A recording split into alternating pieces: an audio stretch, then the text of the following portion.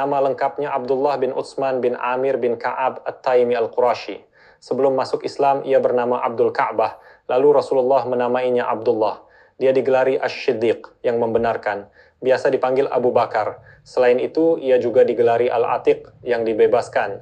Dia lahir di Makkah 2 tahun beberapa bulan setelah kelahiran Nabi Muhammad. Dia berkulit putih, kurus, matanya cekung, badannya bungkuk, rambutnya lebat, dan suka menyemir rambutnya dengan bahan pewarna al-hinna dan katam. Seorang laki-laki tua dari suku Al-Az di Yaman pernah menyampaikan kepada Abu Bakar berita tentang dekatnya waktu akan diutusnya Nabi akhir zaman. Dia adalah orang pertama yang menolong dan membenarkannya Nabi Muhammad. Berita yang sama pernah disampaikan oleh Waraqah bin Naufal kepadanya. Abu Bakar adalah laki-laki pertama yang beriman kepada Rasulullah. Tentang keislamannya, Rasulullah berkata, "Tidak kuajak seorang pun masuk Islam melainkan ia ragu dan bimbang, kecuali Abu Bakar. Dia tidak ragu dan bimbang ketika kusampaikan kepadanya." Hadis riwayat Ibnu Ishaq. Tercatat beberapa nama sahabat yang masuk Islam melalui tangannya. Di antara mereka adalah Zubair bin Awwam, Utsman bin Affan, Abdurrahman bin Auf, Sa'ad bin Abi Waqqash, Thalhah bin Ubaidillah, dan Abu Ubaidah bin Al-Jarrah. Mereka semua termasuk orang-orang yang mendapat garansi alias jaminan masuk surga. Abu Bakar adalah salah satu di antara 10 sahabat yang memperoleh jaminan masuk surga. Dia pernah memerdekakan 7 orang budak, dan mereka semua pernah disiksa karena memperjuangkan Islam. Mereka adalah Bilal, Amir bin Fuhairah, Zunairah, Nahdiyah dan putrinya, Jariyah binti Mu'ammil, dan Ummu Ubais.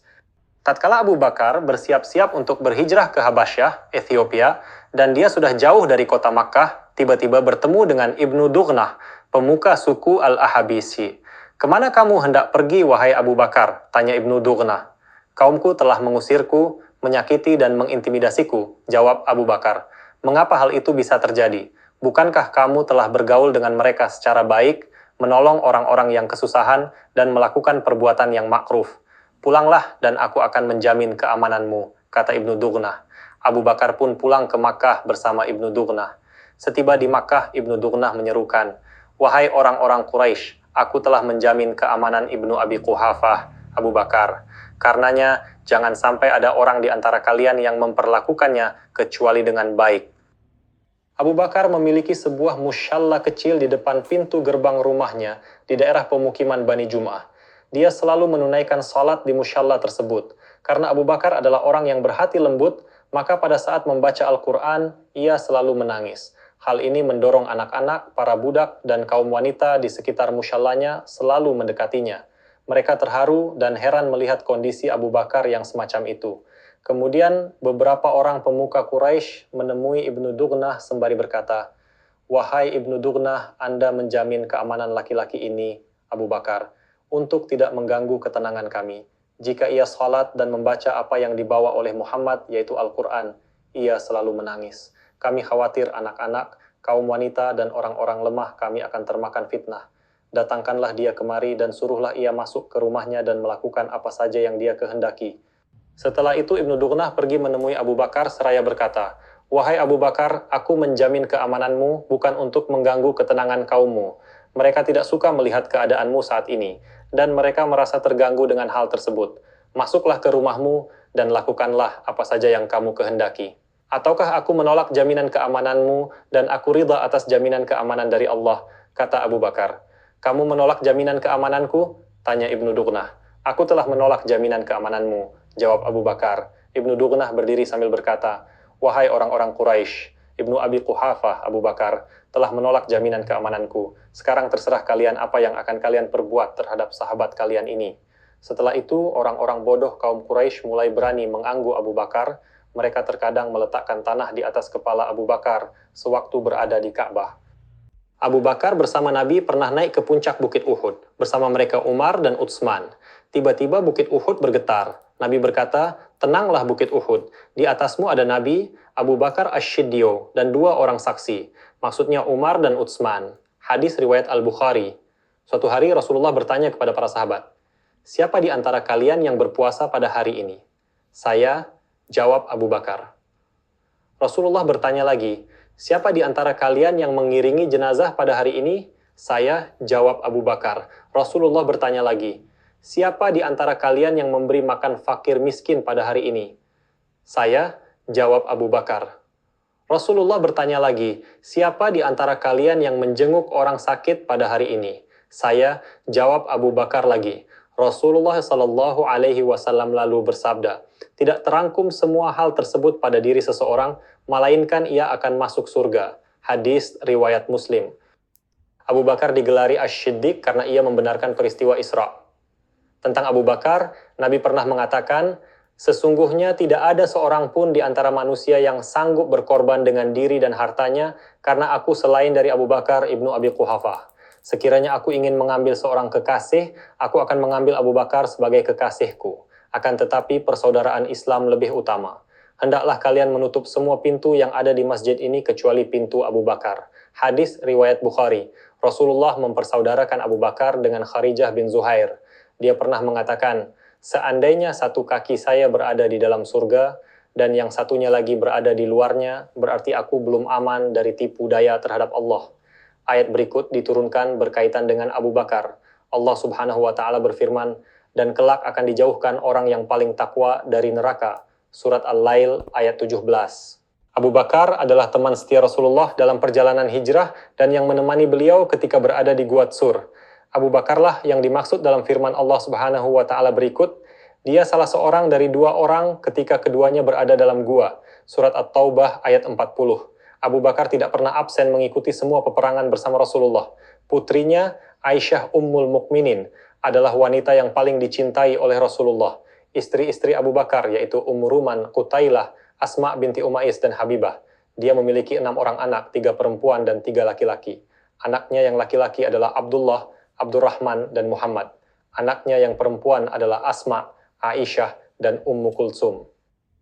Abu Bakar adalah amir yang pertama kali haji dalam Islam dan orang yang pertama menjadi imam sholat pasca wafatnya Nabi.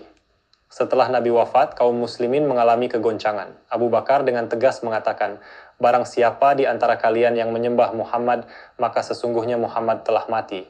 Dan barang siapa menyembah Allah, maka sesungguhnya Allah maha hidup, tidak mati. Allah telah meneguhkan hati kaum muslimin berkat pernyataannya ini.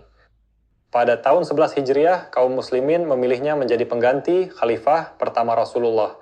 Pidato pertamanya setelah diangkat menjadi khalifah berbunyi, aku diangkat menjadi pemimpin kalian, bukan berarti aku orang yang terbaik dari kalian. Kalau aku memimpin dengan baik, maka bantulah aku. Jika aku salah, maka hendaklah kalian meluruskanku. Kejujuran adalah amanat dan kebohongan adalah khianat. Orang lemah di antara kalian adalah orang kuat menurut pandanganku, sampai aku menunaikan apa yang menjadi haknya. Orang kuat di antara kalian adalah orang lemah menurut pandanganku, hingga aku mengambil hak darinya. Abu Bakar menjabat sebagai khalifah selama 2 tahun 3 bulan. Pada masa pemerintahannya, ia berhasil mengumpulkan Al-Quran, memerangi orang-orang murtad dan orang-orang yang enggan membayar zakat. Pada masanya pula dimulai pembebasan wilayah-wilayah baru.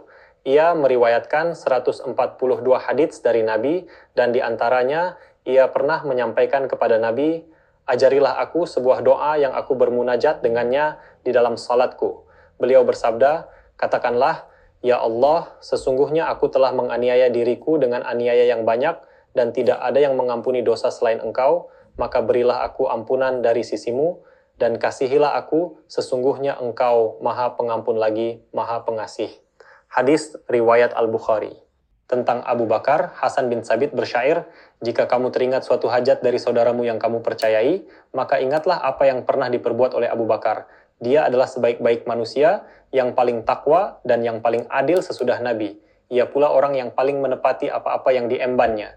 Ia adalah orang kedua sesudah Nabi yang paling terpuji di hadapan manusia, dan orang pertama yang membenarkan apa yang dibawa oleh Rasulullah SAW.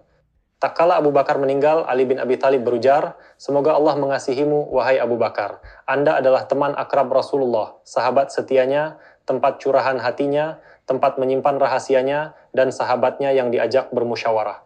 Anda adalah laki-laki pertama yang masuk Islam, orang yang paling tulus imannya, orang yang paling baik yang menemani Rasulullah, yang paling banyak kebaikannya, yang paling mulia di masa lalu, yang paling mulia kedudukannya, yang paling tinggi derajatnya, dan yang paling mirip dengan Rasul dalam hal petunjuk dan jalannya. Allah menamaimu dalam kitabnya dengan nama Syiddiq, yang membenarkan. Allah berfirman, dan orang yang membawa kebenaran Muhammad dan membenarkannya, mereka itulah orang-orang yang bertakwa. Surat Az-Zumar ayat 33. Orang yang membenarkan ialah Muhammad dan yang membenarkan ialah Abu Bakar. Anda adalah orang yang paling dermawan dikala orang lain bersifat kikir. Anda telah menemani Nabi menghadapi berbagai kesulitan dikala orang lain berdiam diri. Anda telah menemani Nabi dengan setia di masa-masa kritis dan menggantikan beliau sebagai khalifah dengan baik dan menjalankan khilafah dengan baik.